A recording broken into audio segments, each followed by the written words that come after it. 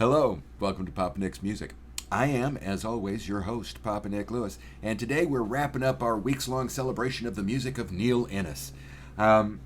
We started off by talking about, I told you that Neil Innes is on my Mount Rushmore of songwriters, and my first video talked about the albums of the Bonzo Dog Doodah Band. I went ahead and ranked those albums. And Neil has some wonderful songs on these albums. If I did not call attention to them then, it's been a few weeks, so could be I talked a lot about these songs back then, but I would emphasize, as far as Neil's songwriting goes, Piggy Bank Love off of Gorilla, Hello Mabel off of the Donut and Granny's Greenhouse, Quiet Walks and Summer Talks and I Want to Be With You off of Keynsham, I'm the Urban Spaceman off of Tadpoles. And then I followed that up with a discussion of the Ruddles, and I gave you my top 10 Ruddles songs. Last week I talked about how Neil Innes was a man ahead of his time, and we talked about his experience working on the Rutland Weekend Television series, which was a precursor to SCTV. We talked about his use of music videos in the Innes Book of Records. Man ahead of his time. And if I'm picking out Rutland Weekend Songbook songs to emphasize, they would be Boring and Protest Song, both wonderful songs. But today I'm focusing on Neil Innes as a solo artist. I'm going to give you my top 10 Neil Innes songs that appeared on albums that were Neil Innes albums. So I'm not including the Bonzos, the Ruddles. I'm not including The World or Grimm's.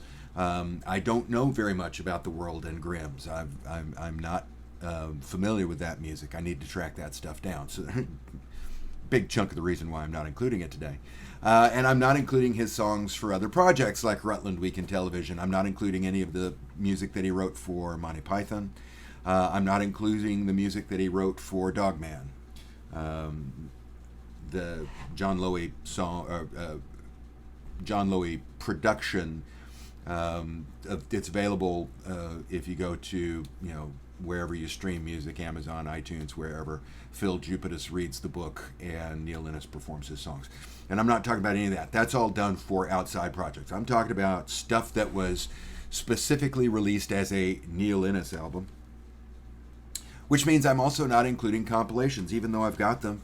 I've got the Neil Innes back catalog of protest songs, silly songs. Oh, there we go. Silly songs, love songs, and party songs. I've got all of these. We're not including them. They're compilations. We're just talking about first release, original release, which means we're really talking about 6 albums.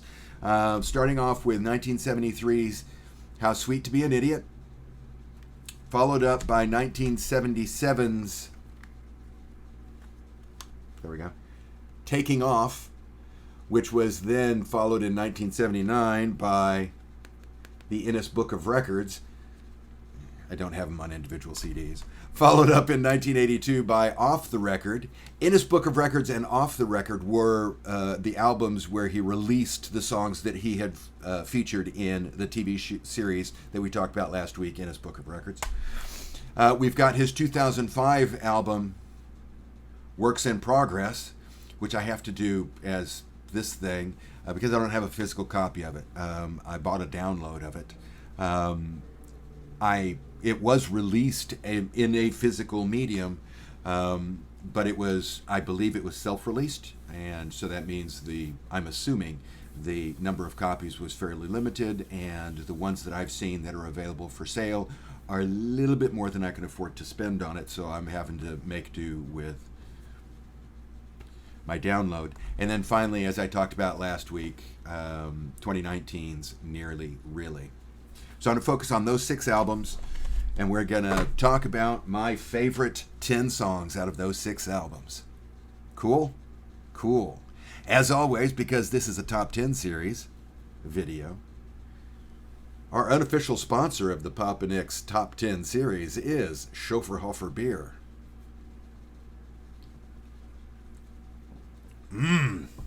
That's good beer. Also, we need to do the subjectivity notice. Musical taste is, by nature, by definition, subjective. There's no such thing as objectively good or objectively bad music. There is only music that I like and music that I do not like.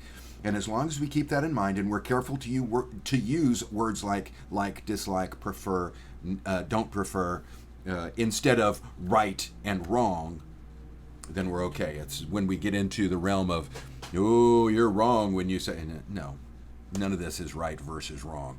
It's all a matter of preference. So if we keep that in mind, this is a wonderful, instructive, and entertaining conversation. So I'm keeping it in mind. I'll be grateful if you would do that as well. Now, let's get into the top 10, shall we?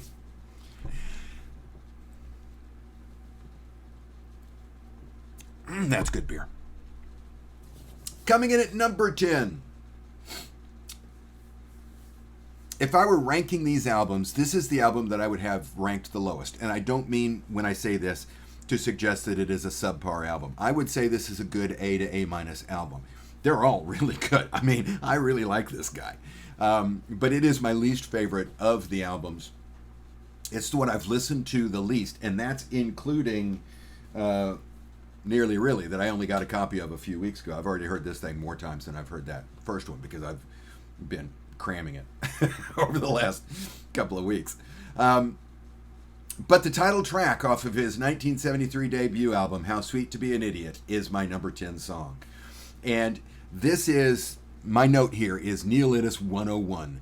Carefully crafted pop melody, sardonic lyric, meticulously performed.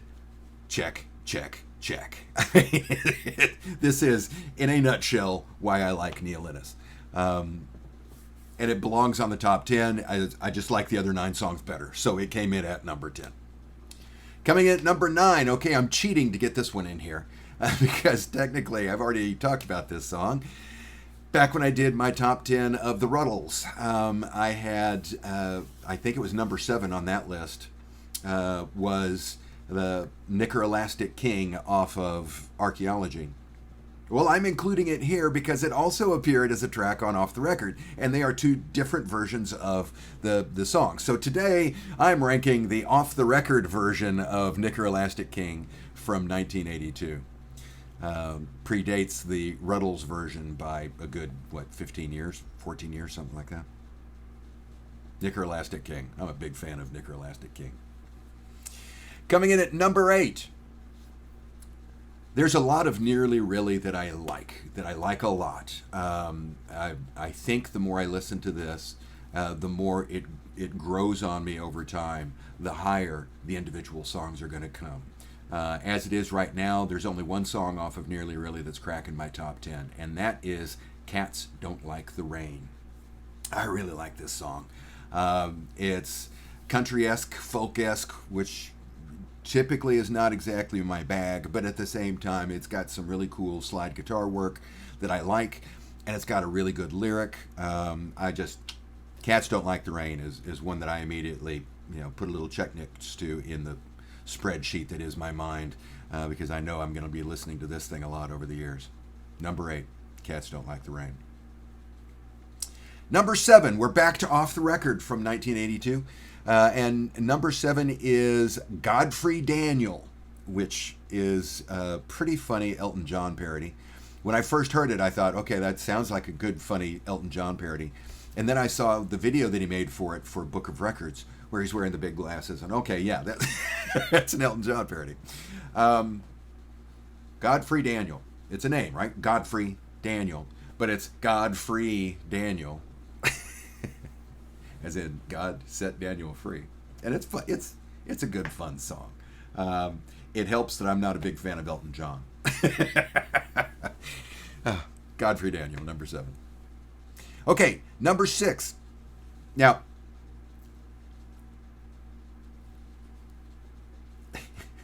I was thinking about this a couple of days ago, and I realized something that I had not fully realized before.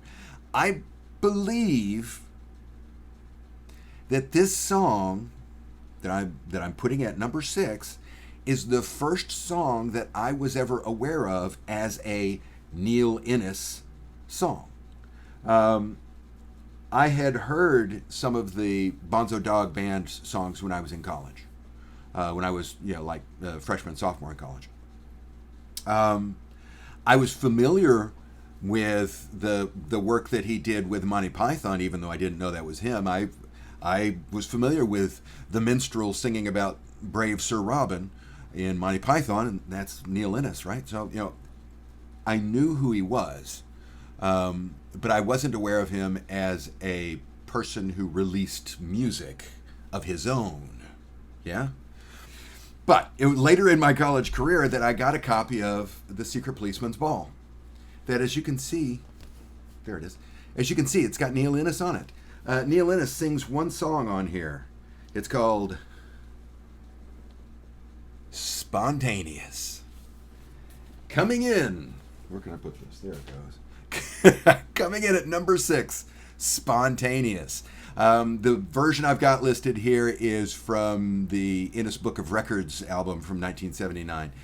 Any song that opens up with "The champagne was Canadian" it's going to be a winner as far as I'm concerned.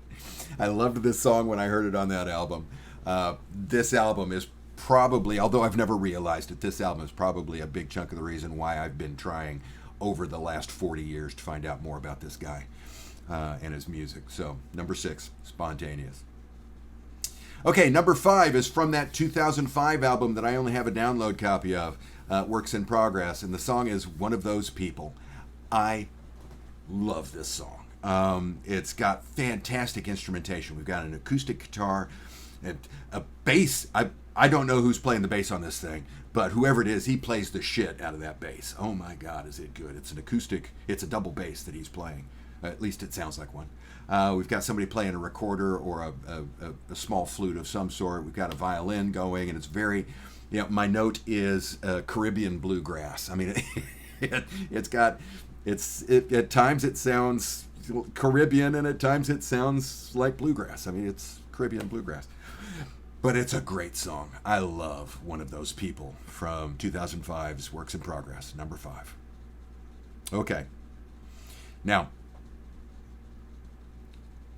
I didn't have a whole lot of time stocking this, or a whole lot of trouble, stocking this list. Made a big long list of all the songs that I really like off of all of these albums, and then went through and, culled until I got down to 10. And the first couple of culls were really hard, but once I got it down to this 10, I knew that I had essentially 2 groups of songs. I have the group that I really, really love up the top, and then the group that I really love that is filling out the top 10, right? And we're at the dividing line. From here on, 4 through 1, these are all songs that I dearly love. They're songs that if you come up to me and you say, Nick, I've heard that you like this Neil Innes guy, what song should I start with? I'm going to give you one of these 4 songs. I love these 4 songs. Coming in at number 4. Off of Innes Book of Records from 1979, we have Kenny and Lisa. I love this song. It's a sweet love song about 2 young people who have fallen in love and they're running away to start their life together. And yeah, you can listen to it and pick up on undertones of, these people they're clueless and they are going to flame out. But it's also just you can also hear it as just a very sweet little love song. But the thing that I love about it is the wonderful imagery in the lyrics. The example I've got written over here is, watching their heads get bigger and smaller, fooling around with a spoon. I mean, that's just a really nice image that they are. Kenny and Lisa, something, making sit by the jukebox, making a meal of a tune is how that verse completes. These two people are so broke, they've got nothing, so they're having to find their entertainment in things like laughing at their reflections in silverware. I just love it. It's a wonderful song. Kenny and Lisa, off of Innes Book of Records, number 4. Coming in at number 3, This is the song. Excuse me while I take a chauffeur over break. At number 3, we've got the song that, if you're one of my friends here in the San Antonio area, you regularly hang around with me, you play music with me either at parties where we're all sitting in the backyard playing music, or maybe you've performed with me at a venue, or you've come to listen to me perform at a venue, because some of my friends do that, because that's kind of what friends do for one another. But if you and I know each other and we have a musical connection to one another, there is a good chance that you are familiar with this song. There's a good chance, I would think, that if you were polled and you were told, Nick is going to be doing this top 10 of Neil Innes songs, what song do you think is going to be on there? This is the one song that I'm reasonably confident that everybody who knows me would put on the list. They would think that it's number 1. It's in fact number 3, and that is a song off of 1977's Taking Off called Catchphrase. I love Catchphrase. I love the fact that Neil has recorded, that I'm aware of, at least 3 distinctly different versions of the song. We've got the version that is on Taking Off. We've got the version that was on Innes Book of Records, and then there's a third version out there. I don't know if it was a separate episode of Innes Book of Records. I don't think it was, because I'm pretty sure I've watched all those episodes. I don't know if maybe it showed up on Rutland Weekend Television.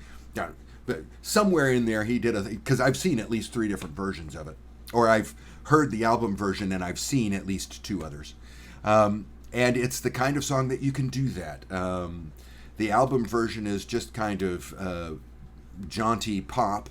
The Innes Book of Records version, he does it as a punk song. The third version is slipping my mind here in the moment. I'll look it up, and if it's important, I'll put a crawl in. But they're different versions of the song, but the song itself is still catchy, regardless of how they do it. And the reason why you would know that I love this song is that it is guaranteed to appear in any given set list of songs that I do. One of the things that I'm doing when I'm performing is I'm paying attention to the audience. I'm taking my cues from the audience, right?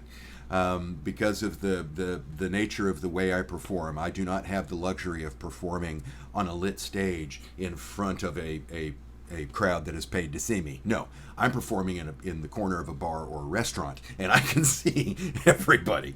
And I can see when people are starting to tune out, and I can see when people are starting to tune in. And I know of all of the songs that I do, Catchphrase is one of the catchiest. Catchphrase is one where even if people are starting to filter away and they're turning their attention towards their tamales and their enchilada plates, but I'll start Catchphrase and before long I'll see, or they've got their hands on the table and they start doing, or I see their toe tapping, whatever it is, they start paying attention to that. It's just an inherently catchy song. It is my note, guaranteed toe tapper. I love Catchphrase. You search online, you can find a couple of different versions of me performing Catchphrase here in the San Antonio area. Number 2, we're back to the Innes Book of Records album from 1979.